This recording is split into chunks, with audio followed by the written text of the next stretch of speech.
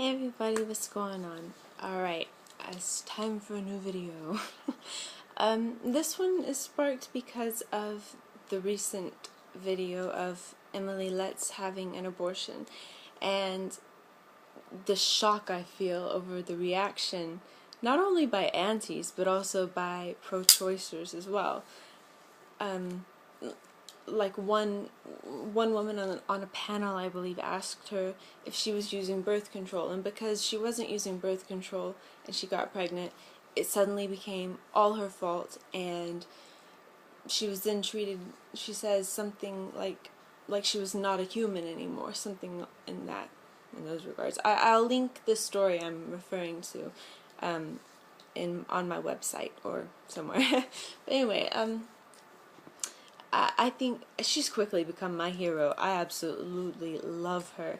I wish that I would have thought to have had my procedure recorded and put out there, because while it's late term, it's not as bad as people assume it is going to be. And then, of course, with the pill, that was nothing. But what gets women the most emails I get from women who are about to have an abortion via the pill, is they're afraid, they don't know what's to come, and it's the not knowing that scares people the most. And so what Emily has done is made a video showing the surgical side of it, of an early abortion, and it was, I believe, it took 3 minutes, and there was no gore, there was no horror or anything like that.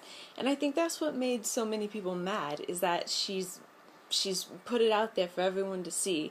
There's absolutely nothing wrong with having an abortion. There's nothing dangerous about having an abortion.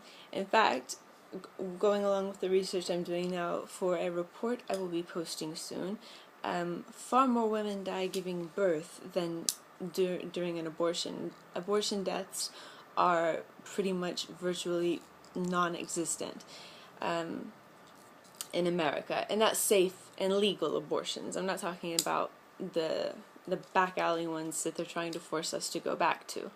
The safe and legal abortions virtually don't have any deaths, whereas there are at least over 300 women giving birth and dying annually in America.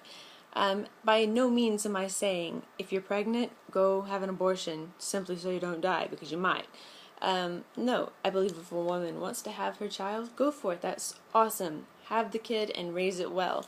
But for those of us who do not want kids, or who do not feel we're ready for kids, or whatever our reason is, we should not only have the option, but we should be able to access information that helps keep us informed, so we don't have to feel fearful, or also, yeah, so we don't have to feel fearful, but also because it's very important that we have something that counters what the aunties are saying. The aunties tell you all of these things about abortion, such as you no longer will be able to have children. I'm living proof that that is not true. Within, I believe it was 2 months of the first, I was pregnant again. Was that my fault? That's something else I want to talk about. The fault. Why is the woman always the one that should have done something? She should have taken birth control. She should have done this. She should have done that. Why are women always supposed to be the responsible ones when it comes to getting pregnant? It takes a man to get her pregnant. So why aren't you putting equal blame if you're going to blame? But anyways, I don't think anybody should be to blame. People make mistakes, and things happen that you don't expect to happen. But anyway, a huge lie and a huge misconception is women cannot get pregnant after having an abortion. Yes, you can. In fact, the doctor told me that it's even more likely the first week after an abortion for you to get pregnant again. So I think the only way I can understand where aunties and other people get this, you can't have babies anymore if you have an abortion, I think they must get it from back before Roe versus Wade, because that's the only time that that people were that on a mass scale people were having that issue. And it was because so many so-called doctors were untrained and just mutilating women. And that's kind of where they're trying to send us back to now. And if they care about human life so much, they won't do that. But we see what they're trying to do. And it's very important that everybody gets involved in some way, whether it's just sharing information, sharing a video, sharing a link, talking about it yourself, talking about your own abortion story. 1 in 3 women in America will have at least one abortion. Yet it's something so stigmatized that we can't even bring it up without being accused of being horrible things that we're not.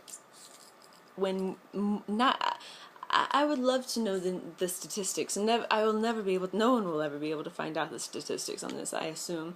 But I would love to know how many women who sit there and point their finger and call me and other women like me killers, which we're not, and similar names. I would love to know how many of them have had an abortion, because I know that all of those so-called saints have not been perfect.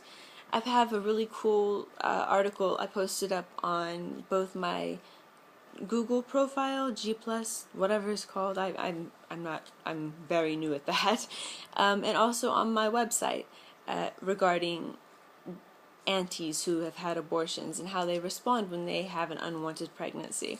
So definitely should check that out. I think I'll link that in this video as well, because it's really good to read, I believe.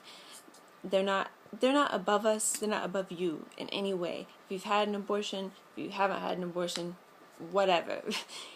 These people that speak down about us as women who have had an abortion, or who support abortion, or who provide abortion, how they speak shows what their heart is. And if they are so easy and so ready to quickly respond to a woman who's going into a clinic with hate and with lies, then what does that say about their heart? What does that say about who they are as a person? It says nothing good. So don't listen to anything they have to say. That's the best advice I think anybody could be given. Their words are not valid. Their words are not worth hearing. That's why I do skim through my comments, but for the most part I delete most of them that are hate, because it's no point. And I don't debate, I don't argue online. If these people are so set in their ways, then me sitting here wasting my time typing a 9-page novel about why abortion is okay and acceptable, it's not going to do anything for them, because they're going to repeat the same excuses and lies over and over again. So if you're being harassed online, I get women who have told me that as well. Just block them. Don't try to debate with them. They're not worth it. Of course, I do believe that everybody needs to hear the truth about abortion, such as what I just said. It doesn't make you unable to have children. It doesn't increase your risk of breast cancer. It doesn't increase your risk of mental health. Actually, it doesn't do anything to your mental health, whereas pregnancy increases your risk of mental health issues. So I'm not against pregnancy, obviously, but I mean, if you're going to attack abortion, then you need to give the facts out about the real facts about abortion, and you also need to give the real facts about giving birth, because they like to claim that, oh, it's for women's safety, when women are far more in danger when we don't have access to legal and safe abortion care. And then they just kind of forget the numbers and forget the women and children who have to go through the suffering after a mother dies giving birth, or after giving birth, or during pregnancy for that matter. So those things just slip their mind. I think it's so degrading that they can bring something like cancer into this conversation and say, oh yes, it increases your risk of cancer by blah blah blah blah blah. No, it doesn't. It's almost as if they skip reading. It's not almost as if, they obviously do skip reading the scientific and medical research articles. They just ignore all the facts and boom, it's just an opinion. There's a difference between an opinion and a fact. I admit that it's an opinion to me that a child is not a child until it is born and is breathing. My personal belief, right? That's an opinion. But a fact is that it's not wrong. That can be proved. A fact is that abortion does not increase mental health or mental illness. That can be proved. Same with cancer, same with women not being able to have children anymore. All of that can be proved that they are lying. But I'm more than happy to admit that I don't know when true life starts, but I do believe that, my personal belief is that it's at birth. The moment the fetus comes into this world and takes a breath, you have a child. That's my belief. Many people believe that it starts at conception, and that's fine. Cool, great, go for it. There's another great article I have on my page, and it's written by a woman who believes, I think she believes that cancer, blah. I believe she believes that birth or life starts the moment of conception, but she's still pro-choice, she's still pro-abortion. And to be pro-abortion is not to be anti-child. If you don't understand this process, please go to my webpage and see the article at the top that says, what does it mean to be pro-abortion? But anyway, so there you have it. Oh yeah, sorry, my mind's all over the place. But if you still believe that children are children at conception or whatever, then go and read her article, which I'll link as well. Because to me, it's something that if I were to believe a fetus was a child at whatever stage, be it early or late, I would still believe abortion is right. I would still believe it is not murder. I would still believe it is a woman's choice, and I still would support it fully. And she makes a beautiful argument about it, and you should definitely check it out. Alright, I'm going to quit this video because I've been talking for 12 minutes.